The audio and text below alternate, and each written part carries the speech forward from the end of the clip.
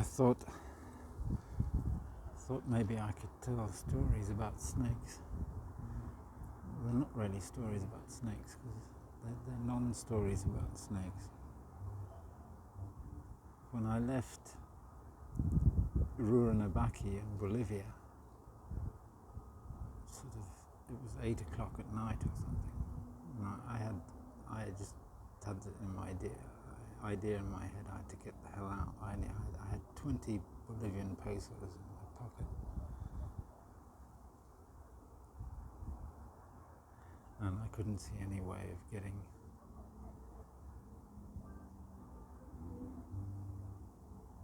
being able to stay in Rurrenabaque anymore. I think they were fed up with me, so I left, across the river at night on the ferry, and just walked up the road. And I got into my head that people would be looking for me, so whenever a car came, I ran off into the grass at the side of the road. And then when the car went past, I crawled out and walked down the road a bit more. There weren't very many cars. I don't know. I walked most of the night. And I suppose 5 or 6 times I dived into the bush.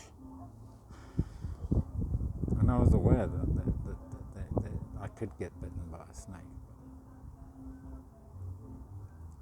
The next day,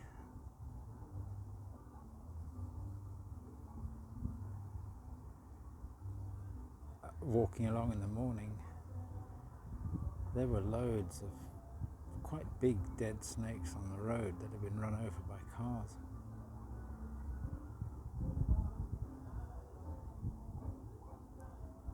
I think the snakes had a harder time than I did of it.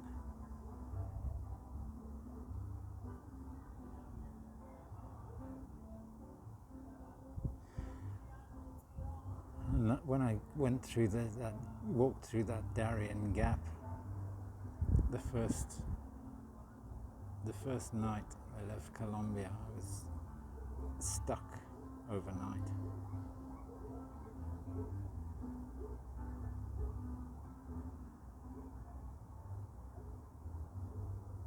I think it was. I don't think I didn't manage to get down to the beach. I was in Panama, but I didn't get down to the beach the same night. I spent the night up trying to pick my way down, because you have to go quite high up to get over without being caught by the border guards. And I spent the night kind of lodged in a tree on a very steep slope. There was a tree growing up, and I was sitting on the ground, but it was only the tree that was stopping me from sliding down the hill. And it was dark, I couldn't see what into, so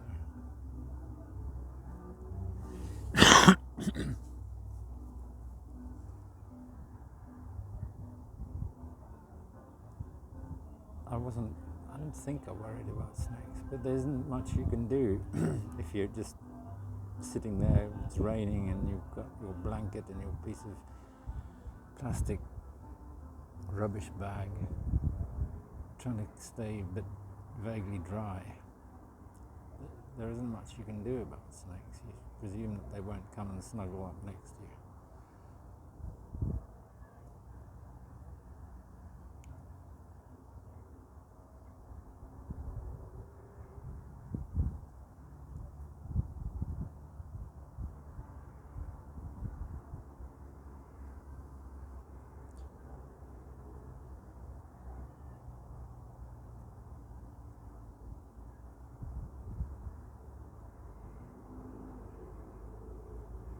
I got stung by scorpions and wasps, but no, didn't even see a snake.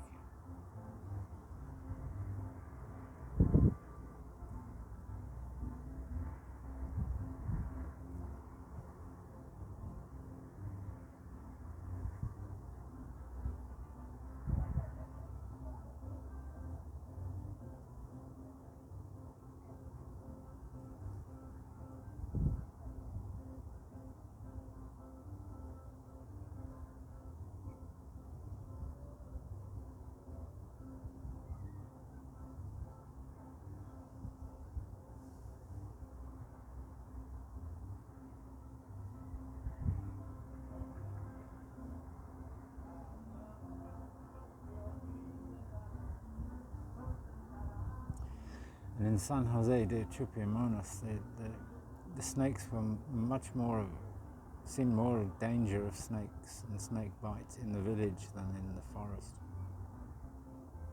In the forest, they kind of get out of your way, and there's enough room for everybody.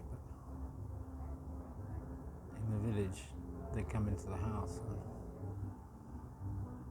there definitely isn't enough room. I spent one evening in San Jose. This snake came into my room, and I didn't want to kill it, and so I lit some burning. I burnt some paper or some twigs or something to try and smoke it out, because the houses there aren't. They're made of just bamboo tied together to make a wall, so there are lots of gaps all the way around everywhere. And I tried to make sure that the snake left the room, so I made it as unpleasant as possible for the snake. Kind of waved this burning stick around it and chased it away.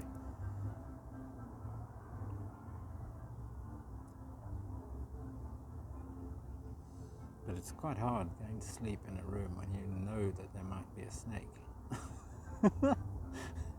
You don't know that there is a snake, you know there might be a snake, because there was a snake 2 hours ago.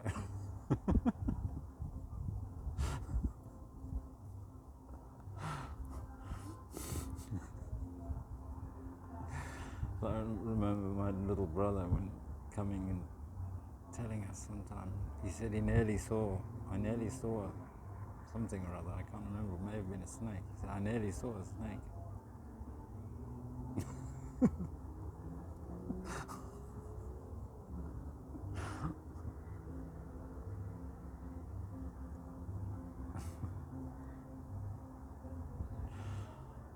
Maybe you can nearly see a rattlesnake, you just hear it and you run.